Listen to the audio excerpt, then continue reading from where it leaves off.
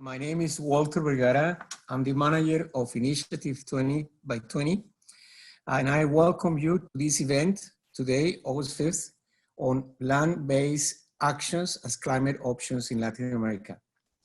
It's a very important event, and we are lucky to count with the presence of Carlos Manuel Rodriguez, the Minister of Environment, of Energy and Energy of Costa Rica, by video message Carolina Schmidt, the Minister of Environment of Chile and President of the Conference of Parties of the UNFCCC. We also have the privilege to count with Vincent Gratt, the new Managing Director of Mirova Natural Capital. It's the largest impact investor associated to Initiative 20 by 20. He will be joining us from Europe. And the question and answer session, the discussion will be moderated by Paulina Arroyo, who is the manager of the Andes Amazon Initiative at the Gordon and Betty Moore Foundation. First, I want to thank them all for the time and for participating in this event. And I want also to thank everybody that has joined from many countries in Latin America as well as outside to participate in this event. So I would like to start the discussions by providing you with a very quick snapshot of where we are with Initiative 20 by 20. Mary?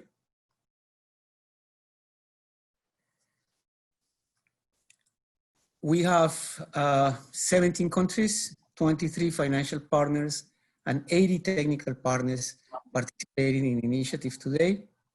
Chile has just increased its target for land restoration to 1 million hectares, and that adds to over 53 million hectares targeted for restoration in the entire region. Next. Since its inception in 2014, the initiative has grown significantly. There are now 80 technical partners and 23 financial partners associated to help 17 countries in achieving their land restoration targets. In addition, we have linkages with the multilateral funds and with the GEF. Next. The initiative, as you know, works in 5 windows or 5 areas of activity, and they include reforestation, landscape management or agroforestry and silvopastures, grassland restoration, deforestation, avoided deforestation and avoided degradation or conservation of intact forests, and low carbon agriculture. The common theme of all the activities is that they look increases in productivity or conservation of carbon, soil, water, and biodiversity. In one sentence, to restore the natural capital, restore and conserve the natural capital of the region. The financial architecture of 2020 has evolved. We now have $2.6 billion of risk capital earmarked by the 23 impact investors that you see on the left. We have already in operation an investment accelerator to try to promote portfolio development in the region. Have an association and agreement with Root Capital to provide for resources to support working capital of projects at the beginning of the process. There are several multilateral banks that are working on debt finance. And with the GEF and through IDB, we have obtained a partial risk guarantee of $15 million to reduce risk perception and cover for first losses in investments in restoration. We are trying to get to 220 million in the future. Next. Just to give you an example of where we are in terms of investments, the partners report to us over 190 projects, distinct different projects on 25.3 million hectares. So the initial objective of 20 million hectares seems to have been achieved. This has been reported by the partners. We're in the process of double counting and checking the numbers, but prima facie, we are well beyond the 20 original million hectares. And I decided to give you 1 minute example, 3 examples in 1 minute of what is happening in the field. First, I want to remind you that there are also government programs. We have substantial government programs as part of the initiative. And the first panel on the left shows the CONAFOR program in Mexico, which has achieved already over 1 million hectares of reforested land using native species throughout Mexico. The second panel shows a picture of Valle Chacabuco in Chile, which is probably one of the largest examples of ecological restoration in the planet, certainly in Latin America, 270,000 hectares being brought to its original, as close as possible to its original function in southern Chile. But there are also projects, many, many more projects that are smaller in nature. And I want to highlight the project by the Forest and Climate Change Fund of Luxembourg on 6,000 hectares of secondary forest restoration in Nicaragua. But much more needs to be done. Yes, apparently the 20 million hectares have been achieved. There are many projects on the ground. We have good and healthy arrangements with a cohort of impact investors that are leading the pack in the planet, but much more needs to be done. And some ministers of the environment, the 6 that you see in the picture, plus 2 others that signed remotely, issued the Madrid Declaration on Land Restoration December 2019, which pointed to the need to scale up efforts to restore land with a new goal of 50 million hectares by 2030, and the inclusion of 30 million hectares as part of the 2030 NDC goals. In the Declaration of Madrid, there was also a call to route public and private investments into land restoration, a call for climate finance to support restoration, and the realization and the conviction that land restoration is a cost-effective option to meet the Paris Agreement. You can learn more at initiative20by20.org. With that in the background, I would like to give a warm welcome to Minister Carlos Manuel Rodriguez. Minister Rodriguez is a lawyer by profession, politician by choice, and conservationist at heart. Carlos Manuel was elected as CEO and chairperson of the Global Environment Facility by its governing body in June 2020. The Costa Rican minister was a pioneer in the development of payment for ecosystem services, initiatives and strategies for forest restoration, ocean conservation and decarbonization, and is an internationally recognized expert on environmental policy, multilateral environmental negotiations, and financing for nature conservation. Minister Rodriguez has held various technical political positions over the past 30 years. In the early 90s, he worked as director of Costa Rica's National Park Service, and is also founder and board member of many environmental NGOs and tropical research institutes.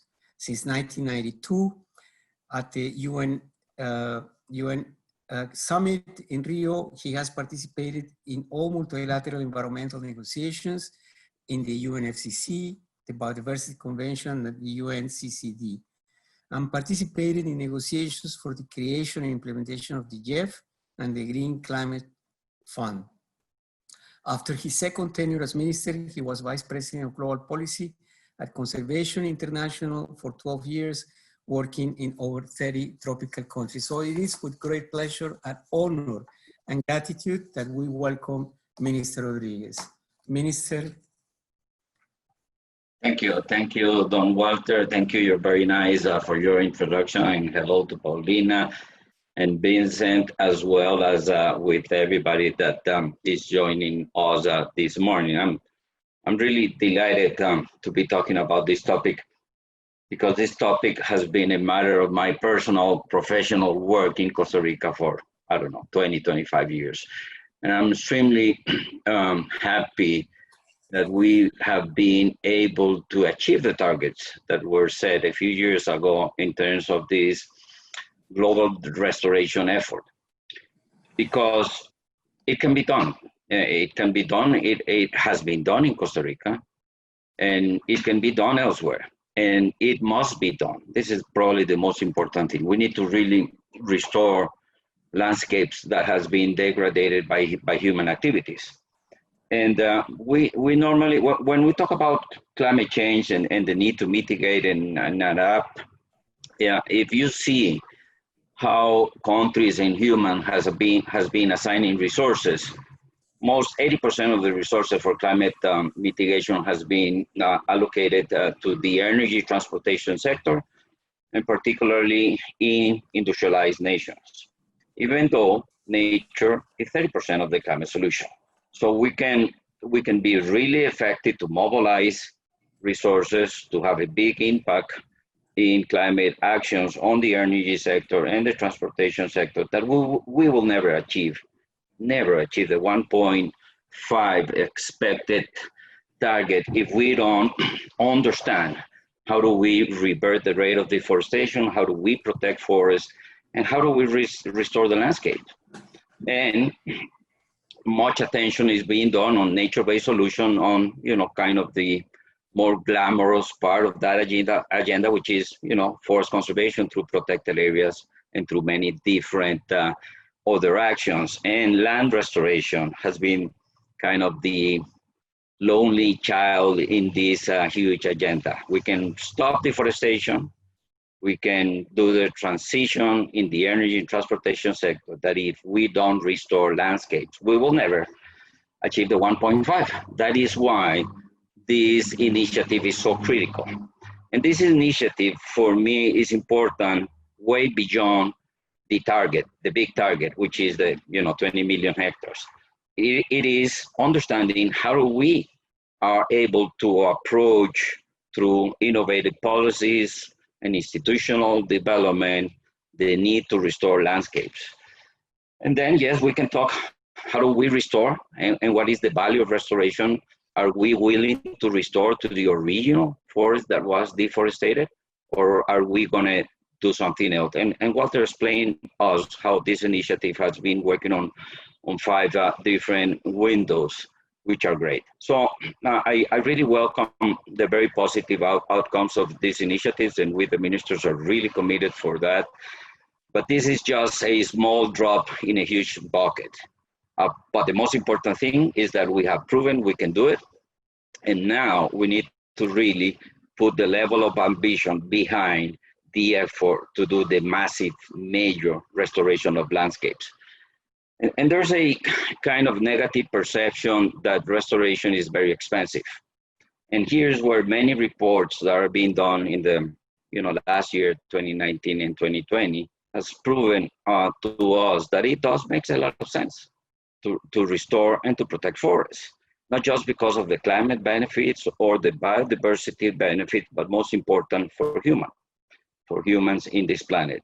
And in times of the pandemic, this initiative is extremely important because we are suffering the impact of this zoonosis pandemic, and we can be, we are so vulnerable that another pandemic through another zoonosis process can jump on top of what we have today. So being able to really understand how do we stop deforestation, how do we stop wildlife trade, and how do we restore landscapes at the same time that we develop scientific and institutional capacities to monitor the jump of wild viruses into humans. As we do all of that, this initiative becomes extremely relevant, because even though it begins as a very powerful climate-oriented initiative, the broader benefits out of that are evident, and particularly today that humans has recognized that we have a conflict. We had a huge conflict in within our production and consumption system and planetary boundaries. So fabulous! I'm extremely delighted, and to that 20 plus 20, we need to add a couple of zeros for the next step, 200 per 200. That should be kind of the approach that we need to do based on what we have been able to achieve, being very, very ambitious. Scientific information tells us that we need to protect at least 30% of the planet in land and in ocean. And that protection implies a lot of restoration of landscapes and restoration of seascapes as well. So in the next effort, we need to bring the whole marine element into this equation, because the most important ecosystem at the planet level are the oceans. And we're very much concentrating and focusing on forests and other kind of land ecosystems. And I think that this is some of the new elements that we need to bring up as soon as possible. So let me share a little bit about what we have done in Costa Rica, which can be a very interesting point of discussion in terms of restoration, because people tend to believe that Costa Rica is great because of their biodiversity, is great because of our system of protected areas and corridors. It's great because we have a decarbonization plan that aims for zero emission by 2050. But at the end of the day, Costa Rica has been a great laboratory in terms of landscape restoration. Costa Rica increased their forest cover in almost 1 million hectares in the last 25 years. And that has been based on 3 elements, which are key. And I will go through them in this presentation. One is that we went from negative and perverse incentives into positive ones. And yes, you are doing an effort to restore and protect forests at the global level and within all countries, but we haven't been able to really map and generate the data, particularly the economic data, on the cost of losing forests, the cost of not taking action, because there's still a lot of perverse incentives that stimulate land use change.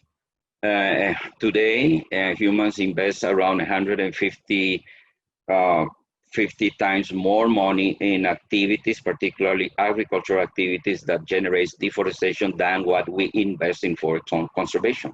That was the case in Costa Rica in the 60s and 70s. All incentives were aimed for increased agricultural production without having the science and the knowledge about land use and land use capacities, and we generate incentives. In the 60s, there was this concept of the social role of the land. That meant that all owners of the land should put land under protection, because that was a very basic concept of the agrarian reform, whereby you were obliged to produce social benefits out of your tenure of the land. If you don't have your land under production, you will be taxed. You won't receive public credits, and you won't receive technical assistance. And this happened in Costa Rica in the 60s. I see this today, 2020, in many tropical countries, in Mesoamerica, in the Amazon basin, in the Congo basin, in Mekong basin, and many other countries. We still have a lot of incentives that promotes land use change. So we went from negative incentives into positive one. It took us like 20 years understanding how to do that and generating the proper political agreements. Today, and the landmark decisions were taken in 1996 with the new forest code, where we took two important decisions. One is we banned land use change. And this is the discussion countries need to have. We ban land use change. If there's a forest, you cannot change the use of the land into something else besides forest. You can log and harvest your forest, but you cannot do a land use change. That was a very critical decision. And that decision was joined by another very clever decision that Costa Rica came up with, which is doing a payment for the services that those forests provide to the overall society. And we developed the concept of payment for environmental services. So it was a mixture of two political decisions, banning land use change and then creating a positive incentives. By 1996, we already did a kind of 10, 15-year effort in phasing out all subsidies, perverse incentives, which is not easy. Today we talk about phasing out subsidies to agriculture and fossil fuels, and you know how hard it is. Well, we went through that process in Costa Rica very successfully. We were able to put a lot of data so politicians and decision makers can understand the cost-benefit relationship. But we phased out all of those perverse incentives and began creating this new framework where the land use change was banned, and we created positive incentives. In 1996, we developed the Payment for Environmental Services program, and immediately we put a tax on fuels, probably the first country in the tropics to put a tax on fuels, that the revenues from the tax on fuels are being used to do payments for carbon offsetting services to those owners of forests. We began paying the cost of opportunity of doing cattle ranching, which was around $42 per hectare per year, and immediately things began to change, immediately. And the combination of phasing out perverse incentives and going into positive incentives was one of the major drivers behind not just forest conservation, but the restoration of degraded landscapes that we had in Costa Rica. That carbon tax is very different to the northern concept of the carbon tax, and I call it the tropical carbon tax. It's a southern concept. It's very different to the northern concept.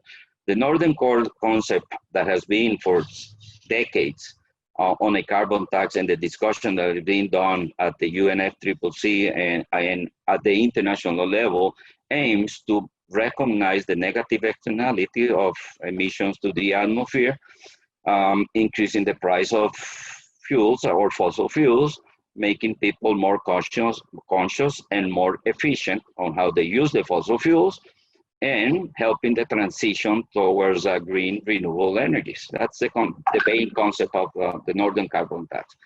Here, what we did was dealing with a market failure. You own a forest, you provide positive externalities, and nobody pays you for that. So the market signs and the pricing was on the wrong direction, promoting land use change. When we began paying $42 per hectare per year, which was the cost of opportunity of doing cattle ranching, people began to react to this very positive incentive. Today we pay around $78 per hectare per year, because now it's a kind of a bundle payment, carbon, water, biodiversity. This is what we do as payments, and we see the impact 20 years later on how we've been restoring the land. But there's another element here which was key, and I haven't seen it yet in many countries. By 1996, we already had a lot of science, soil science, which was key for the decision-making process. And in 1993, we came up with the maps of land use capacity. This these maps and this data told us in Costa Rica which were the lands suitable for agriculture and which were the land that were not suitable for agriculture. As we generate that, we develop a methodology that was binding for rural development, where the Ministry of Agriculture and the Ministry of Environment began to respect and recognize that methodology and began to respond to that. And when that map came up, we kind of said, we kind of generated an agreement within environment and agriculture. I will talk a little bit about environment and agriculture later on, but this is a key element because there is no understanding on land use within the ministries of environment and agriculture in most of the countries in the world. As we had the land use capacity map, we immediately knew which were the marginal soils and which were the best soil for agriculture, and we began to organize incentives and policies around that. And this is where the payment for environmental services has such a high impact, because we were dedicating most of the soils to productive activities in very marginal soils, which at the end of the day didn't generate any economic profit to the owners of the people. So when people having old pasture lands or old ranches, cattle ranches, when they saw that receiving a payment for restoring the land through the carbon tax was more attractive in economic terms than having cows, they immediately began changing. So those two things were key, the science on the land, the soil science, the methodologies, the agreement within agriculture and environment, and the positive incentives. That was key. The other element that was as important as this one is the fact that we began understanding that it was not enough just to concentrate to deal with the market failure and creating positive incentives. We found out that we needed to redesign the institutional framework, because even though we were doing some progress in forest conservation and forest restoration, the progress was very little in terms of the scale. And we began to realize that we need to adjust the institutional framework to our commitment of landscape conservation and management. Costa Rica, as probably many other countries, has a lot of agencies that works in the same landscapes without, with very little collaboration, coordination, planning, and this is where we see the conflict of agendas. And I'm not talking yet mining and energy and conservation of forests. I'm talking about the conservation agencies. In Costa Rica, as in many countries today, we have a Forest Service, a National Park Service, and a Wildlife Service within the Ministry of Environment. And they had different visions, they had responsibilities to manage different protected areas. And we come to realize that we need to merge them in one agency so we can go from a silo or a sector into a more broader landscape approach. Today, many countries still have a Forest Service, a National Park Service, and a Biodiversity Wildlife Service within the Ministry of Environment or within the Ministry of Environment or Agriculture. In many countries, the Forest Service is within the Ministry of Agriculture. And that will never help us to achieve our restoration and conservation goals, because a Forest Service has proven, in a Ministry of Agriculture has proven that their only aspiration is logging and logging and logging. They don't manage the forest in an integrated fashion. That was the case in Costa Rica. As a matter of fact, I did a paper or a research around 10 years ago where I had this hypothesis where I said to myself, you know, the rate of deforestation of a country is probably very well related to where the Forest Service is located. And my hypothesis was, if the Forest Service is located in the Ministry of Environment, most probably deforestation is lower than having the Forest Service in the Ministry of Agriculture. I did my research in Latin America, and guess what? It was true. It was a very, very cosmetic research. I just wanted to prove myself that hypothesis. And yes, those countries who has the Forest Service in a Ministry of Environment doesn't see the forest as how we should see it. And in some cases, even worse. The National Park Service or protected areas are not within the Ministry of Environment, are in agriculture or somewhere else. When I say somewhere else, it's probably under the hands of the interest groups, logging companies and forest services. So Costa Rica merged agencies within the Ministry of Environment and began creating the institutional approach toward the landscape level, and that was critical. When we did that, we were also doing other things which are very important in this particular concept. You present me, Don Walter, as the Minister of Environment and Energy. That is correct. I'm the Minister of Environment, Energy, Mining, Water, and Oceans in Costa Rica. In Costa Rica, we came to realize that if we want to achieve our CBD, land degradation, climate commitments, we need to avoid the classic division on how we organize government in the management of natural resources, where we normally organize government within renewable resources and non-renewable resources. So in many countries, you have Minister of Environment on one side, and on the other side, you got the Minister of Energy and Mining. And you know, we know what ministers of energy and mining have in their minds. Business as usual, oil and gas, open pit mining.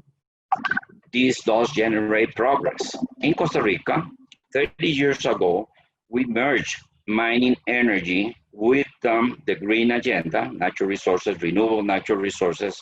And guess what? We did a leap forward in everything that we were working. When we brought energy and mining into the Ministry of Environment, 40% of our energy, electric energy, was generated by fossil fuels and 60% by water.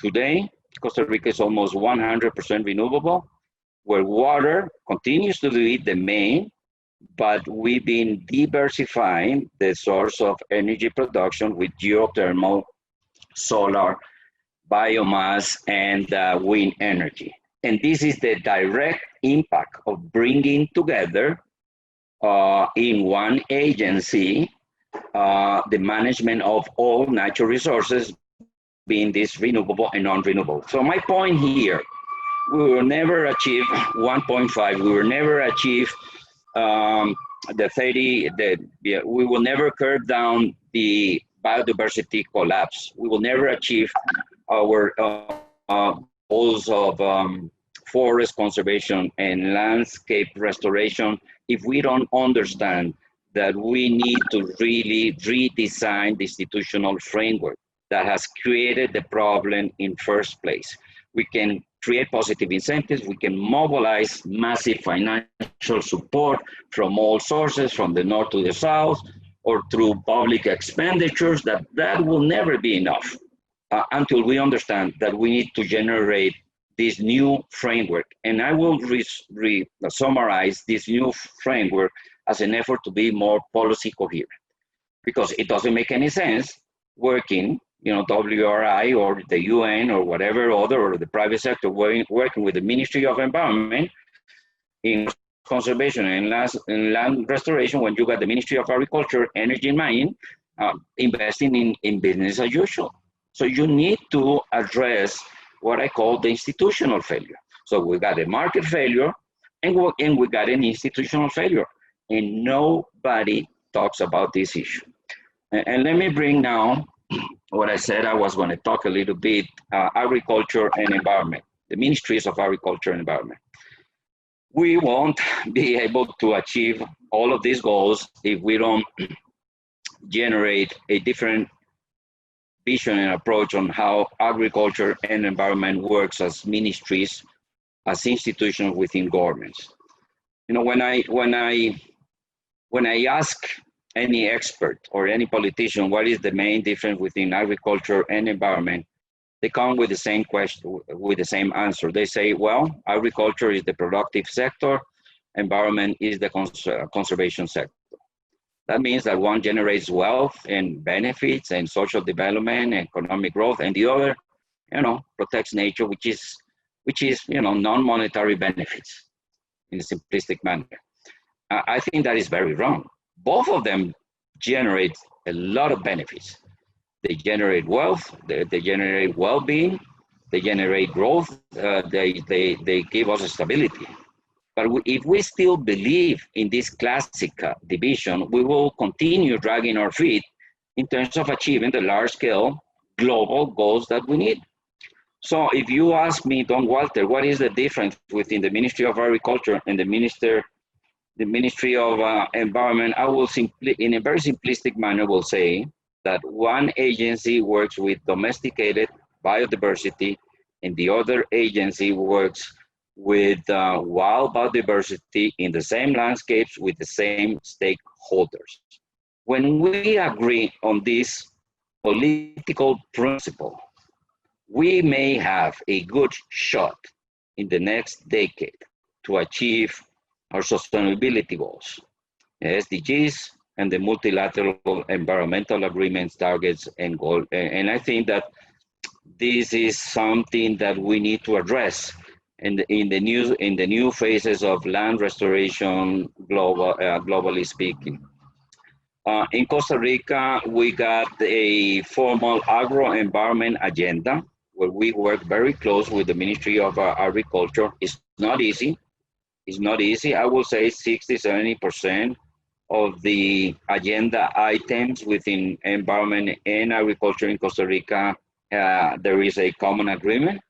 But in the other element, the other 30%, there's a very strong disagreement within and myself and my fellow Minister of Agriculture. We have a strong disagreements, but we have a formal platform, institutional platform, where we bring issues and we try to solve it. I got a monthly meeting with the Minister of Agriculture and his Vice Minister, where we have an agenda and we work together. Land restoration, payment for environmental services, moving the payment for environmental services from the forest into the productive landscapes are no-brainer. Water conservation, adaptation, you know, all of those. The big issues are associated to the use of chemicals, monocultives, solid waste. We got issues over there that are extremely important. So, in summary, Don Walter, I'm extremely delighted that we're doing progress. I'm extremely delighted that countries has understood, and I will finalize with this. Countries has understood, finally, and we need to see this be reflected in improved policies. Countries has understood that it's in their own self-interest to restore degraded landscapes, and that they should do that with or without international financial support. This is what Costa Rica came up to discover. We discovered that it is very profitable to restore and protect forests. And yes, Costa Rica was highly supported by bilateral, multilateral, philanthropic financial support. But that financial support was a catalyzer investment that triggered those processes of improved policies, of improved institutions that gave us the outcome whereby today we had 52% of forest cover in the country. We aim to 60% forest cover by 2030 within our decarbonization plan. So we will have by 2030, 60% forest cover in Costa Rica without competing on where we produce our food, without competing where do we produce our energy, without competing where the infrastructure is, without competing where we live.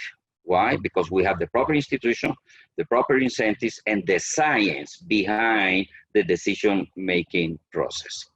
Thank you, Don Walter. Thank you, Minister. Very interesting, and certainly the path drawn by Costa Rica is a pioneering path, and lessons from your experience will be very helpful at a global level. Let me now introduce Carolina Schmidt, who has sent a brief video. Carolina Schmidt is the Environment Minister of Chile, is a commercial engineer, graduated at Chile's Pontificia Universidad Católica. In August 2018, she became Minister of Environment with the purpose of the only way to achieve sustainable development is with care and respect for the environment. She has a cross-cutting message: climate action and economic development do not move along separate tracks. One of her priorities is the incorporation of the gender perspective into public policies on environmental matters. She has pursued this initiative at the regional level, at the last Forum of Ministers of Environment of Latin America and the Caribbean, and at the global level at COP25. Within the priorities of her administration, she's working on the approval of the framework law on climate change, the implementation of the waste management law, and the extended producer responsibility for the promotion of recycling, and the draft bill on environmental offenses that seeks to prevent serious damage to natural capital. Let's proceed now with the message from Minister Carolina Schmidt. Dear friends, warm regards from Chile. I want to thank the World Resources Institute for organizing this important and timely webinar to foster 20 by 20 initiative. My special greetings to our host, Andrew Steer, to Vincent Gratt, Director of Mirova Natural Capital, and to my dear friend, Carlos Manuel Rodriguez, Minister of Environment and Energy of Costa Rica and brand new Jeff President. The theme of this event is the future of land use and climate action in Latin America, a topic of the highest global, regional, and local interest. The Intergovernmental Scientific Policy Platform on Biodiversity and Ecosystem Services identifies land use change as the main direct driver of biodiversity degradation. This trend is not absent in Latin America and the Caribbean, a region where land use accounts for the majority of our greenhouse gas emissions. Terrestrial and marine ecosystems are the only real sinks of anthropogenic emissions we have at our disposal. They absorbed over 5.5 billion tons per year, equivalent to 60% of global emissions. It has taken far too long for the international community to give due protection to natural ecosystems, and as a result of this, 75% of the Earth's surface has suffered considerable alteration. 85% of the surface area of the planet wetlands have been lost, and 66% of the ocean surface is experiencing accumulative effects of human interference. The scientific community has made a clear call to action to address this bioclimatic crisis and has provided extensive guidelines on how to do so. As COP25 presidency, we have strongly promoted nature-based climate solutions at national, regional, and global levels. In Chile, we have intent to lead by example. That is why we have incorporated nature-based solution as a cross-cutting element of our new enhanced NDC presented last April in the midst of the COVID pandemic. Our NDC includes commitments in a number of priority themes for Chile: oceans, peatlands, forests, wetlands, and wider nature protected areas, as well as strong commitments in landscape restoration. I especially want to highlight these commitments in natural ecosystem restoration. By 2021, we will publish a national landscape restoration plan to achieve our commitments of bringing 1 million hectares of land under restoration process by 2030. Restoring landscapes and recovering the resilience of land and people to climate change and degradation is essential for social, environmental, and economic well-being.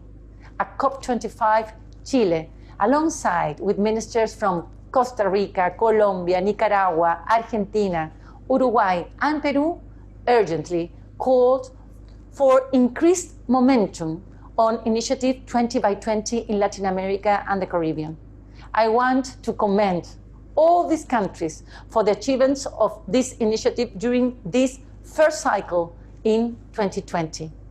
We know the magnitude of the challenges we are facing. Therefore, in Chile, we stand firmly at call to increase restoration efforts to 50 million hectares by 2030. That is 30 million more hectares than in 2020. Today, we reaffirm the same will and conviction expressed during COP25. We request public and private, national and international agents to mobilize and invest resources in the restoration of ecosystems and landscapes in our region. The crisis that we now face due to COVID-19 is highly complex, no doubt.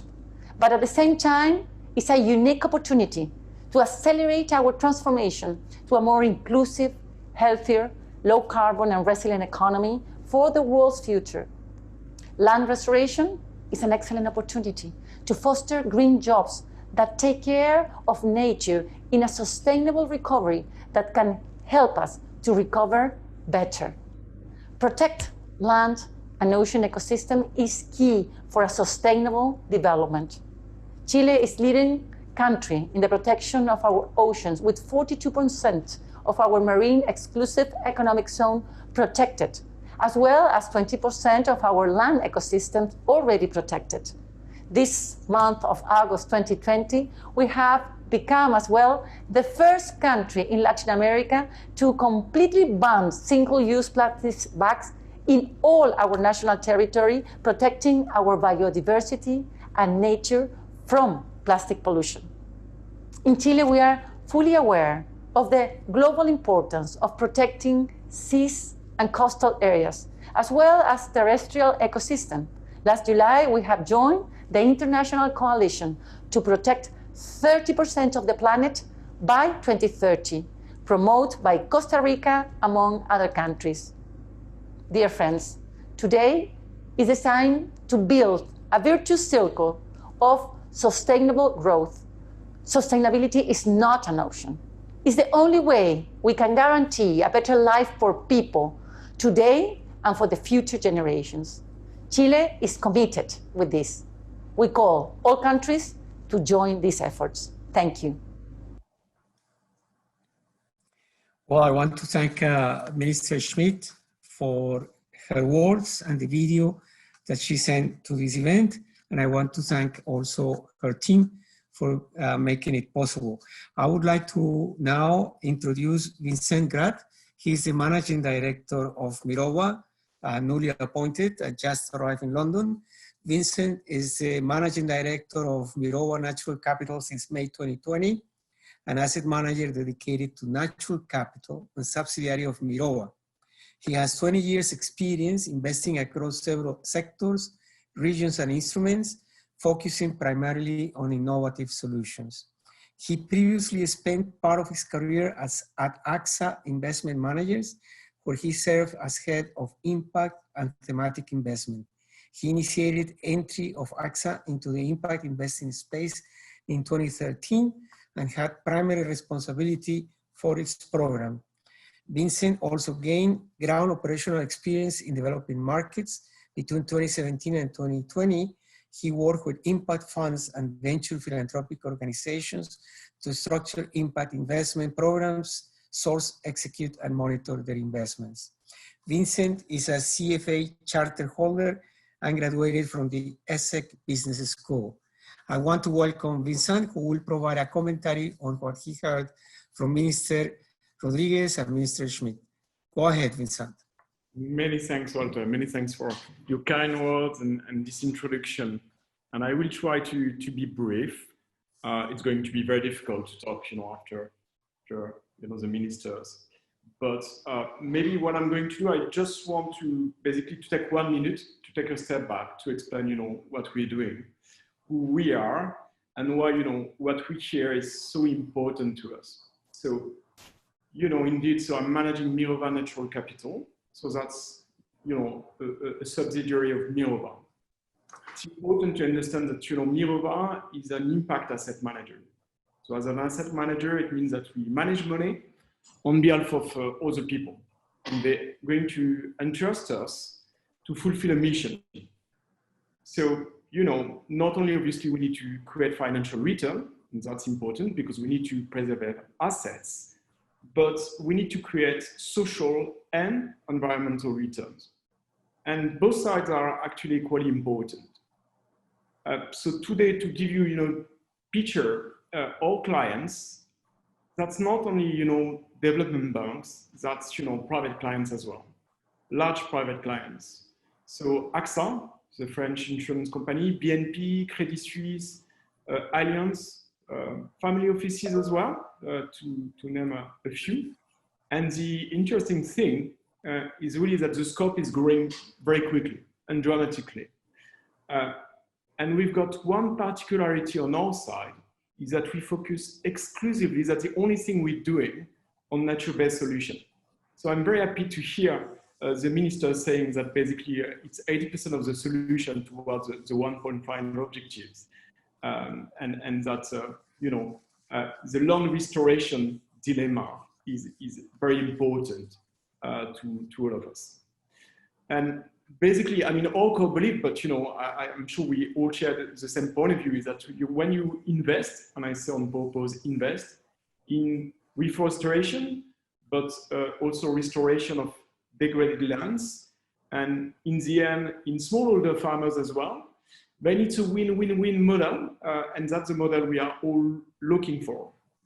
So not only it benefits, to the planet for obvious reasons, but basically with these ecosystem services, as you know, there are many positive improvements for livelihoods. And that's a key element for us as well. And we're not trying to basically to make a difference between, benefits for the planet and benefits for people. And when we're trying to set up, any kind of model, and that's very important as well, we try to create a fair economic returns for local communities so that we make sure that, what we're doing is fair for all stakeholders. So very big picture once again. So today we manage more than $500 million in 5 funds. And we launched, 2 years ago, a marine ocean conservation fund as well. So we started in 2012, and we've got already very interesting results. So we can talk obviously in terms of CO2 avoided, 50 million tons, but more important, we've got more than 3 million hectares of high value conservation habitat protected. And we managed to create more than 2,000 jobs on the ground. And clearly it would not have been possible without obviously the political support and the 2020 initiative. Just a small note to mention that we are a global asset manager, but that LATAM and the Caribbean are key for us. We've got offices there, and we heavily rely on a wonderful team on the ground, much smarter than me, and they know the ecosystem very well, and I would be absolutely nothing without them. So we've got people in Brazil, people in Peru, and in the end, we are active today in Peru, Colombia, Brazil, Guatemala. And obviously, the idea is to basically to expand and to reach other countries as well. So the next steps is obviously we don't want to stop here.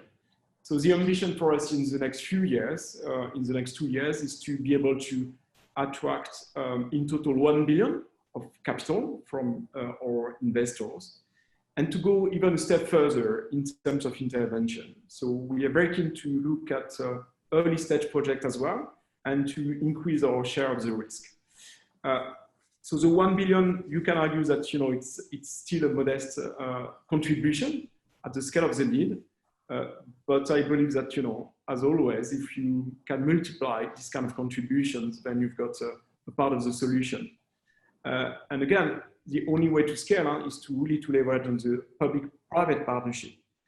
So I would like to thank you for the ideas, for what I hear.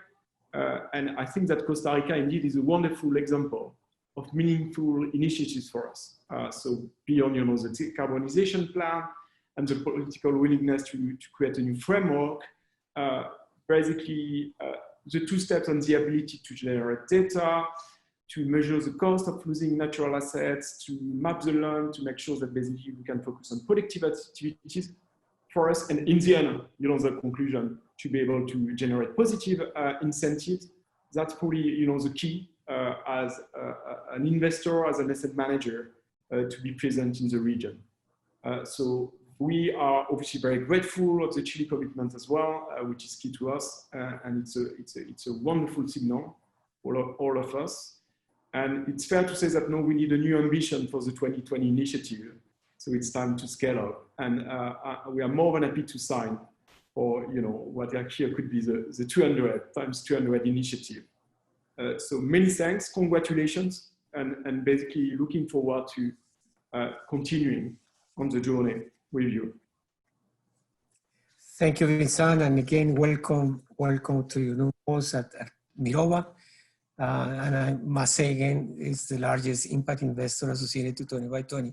Let's open the discussion quite rapidly. For that, we have the assistance and the able help of Paulina Arroyo, who is a program officer for the Gordon and Betty Moore Foundation. She has a 15-plus-year career dedicated to conservation and sustainable development issues, and leads a portfolio of grants for the Andes Amazon initiative of the foundation. Paulina holds a Master of Environmental Management from Duke University Nicholas School of the Environment, and a bachelor's in environmental studies from the University of Waterloo in Canada.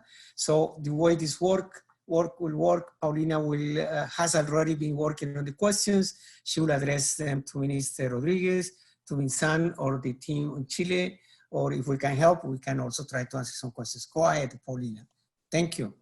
Thank you, Minister and Vincent, for very inspiring words. I know that the Minister is very short on time, so I'm going to start with two questions that we've received for you. One, from your perspective, what opportunities, challenges, and policy gaps do the greater Caribbean nations face to successfully transition to a blue economy through responsible tourism, given that they're confronted now with the context of COVID-19 and climate change? And I'll have a second question for you. I'll give to you right now. What is the source of funding for ongoing payments for ecosystem services in Costa Rica when we are successful replacing the fossil fuels? So the loss of fuel from the carbon tax revenue. Well, thank you for this, Paulina. And I want to say hi to Gregory Miller from Crest, who made the question. And this is great. I think that it is quite evident that there are some nations which are way more vulnerable than others, but not all islands are the most vulnerable. There are other continental nations that are extremely vulnerable to the impacts of climate change. And I said it during my presentation that, we need to really be able to now, based on the experience that we have developed in the last few years in land restoration, to be able to bring the blue component into it, being the ocean, the most important global ecosystem that we have. Life comes from the ocean. And in that respect, being able to support small island states is critical. And there are a few very important funds, especially dedicated for them. And this is where we need to be able to put the science for improved decision making. And I tend to believe that nowadays people understand better than before that we cannot prosper in a sick planet. And the private sector is stepping in and giving us the leadership towards a new way of doing business. When we see the reports coming from the WEF, the World Economic Forum, where a couple of the most important risks for the private sector is the loss of biodiversity. And when we see the private sector leading the way, it gives me quite a lot of optimism in terms of overcoming the main problem. So being able to understand the role of government in setting the right policies, the right institutional framework, and leveling the economic playing field is something that is key on that. In terms of the second question, that is a great question. Yeah, in many countries, the tax system is highly carbonized. And as we decarbonize our economies, we will be having a tax gap. And within our decarbonization plan, this is something that is quite evident to us. So the payment for environmental services the revenues from the fossil fuel will decrease as we decarbonize the transportation sector, we electrify the transportation sector, and we have identified water as the main financial source for payments of environmental services, being water, one most important at the local level, environmental services provided by forest and land restoration. So as we move towards a green tax system, as we prepare ourselves to the decarbonization of the tax system, we prepare ourselves as well in that financial gap that will be generated by not having revenues from the tax on fossil fuels through increasing the revenues coming from water services. Thank you. Don Walter, unfortunately, I need to leave this meeting because I got another compromise. So I want to thank you all for the opportunity, congratulate all for this, and to thank all the participants that joined us today. Before you go, Mr. Minister, accept our gratitude and our best wishes in your new role. I'm sure that you're going to bring that pioneering spirit to your new post. So best wishes to you. Thank Thank you, you. Thank Minister. you. Have a good day. So very quickly, Vincent, I have a question for you. I think that would be the best response. Where do you see the greatest opportunities to achieve the target in restoring 50 million hectares by 2030 in Latin America? And how can it be done? What are the three most important interventions that should be supported? Yeah, so actually we've got a global approach. So, so we try to be as diversified and basically as possible. So our answer is probably not, the best answer. So what I'm going to say is very specific to, what we're doing at MNC. So we've got obviously a wonderful network on the ground in Peru, Colombia, Brazil. So that's where we're going to basically have a lot of focus in the next few months and probably the next, 12 months to 1 year and a half. But it's completely linked basically to our local presence on the ground as well. So I don't know if it answers the question in terms of priorities. And then, well, again, so we've got different pillars. So what is a bit specific is that we're managing different funds. So we've got funds exclusively dedicated to projects with the carbon elements. We've got a marine and, coastal ecosystem fund as well. So, we're going to look at everything. Thank you, Vincent. Maybe Walter, you can build on that question as well. And there's one more for you in the last few minutes. If you can recommend best sources of information and best practices in land restoration for policymakers and field level programs. Yes, Paulina. Well, one of the main sources of information right now is our website, which has a wealth of data on topics related to land restoration in Latin America. The initiative has 9 task forces, one on incentives, one on policies, one on carbon markets, biodiversity. So the materials that are being produced are being posted as they are produced in the website. But in addition to that, the Global Restoration Initiative at WRI has also a collection of sources of information that could be consulted. And I'm very happy to, well, if you go into the WRI website, you'll find that additional information, but I can, on a one-by-one person response, I can direct any specific queries to the right source. Wonderful, thank you. And Vincent, one last question before we take off. I see a few people already logging off. What have been the main challenges to deploy capital in the field? Do you think there's a lack of bankable projects or intermediaries? No, I mean, the main challenges is that very often it's too early stage. So basically we need to de-risk lots of the projects. So, the challenge for us is to make sure that, we rely on blended finance, that we can, use different pots of capital in the best way to make sure that basically we can start being as early stage as possible so that, we can really address the funding gap. So basically there are more advanced projects, which are more advanced, not advanced in terms of, necessarily in terms of knowledge, but just in terms of cycle, where it's probably getting a bit more competitive, and that's great news because you've got new entrants in the market, but you still have a huge demand and need and funding gap for, most of the early stage project. And that's where it's a challenge, and that's where our role clearly is to make sure that, we are smart in the way we can tap into basically risk mitigation mechanism and public intervention as well. Wonderful, thank you, Vincent. And I believe there's just one other question, but that's pretty much it for now, because I think we're losing some of the participants. Walter, if you would like to close it out. Thank you, Vincent, and thanks to Minister and the team in Chile who are still connected.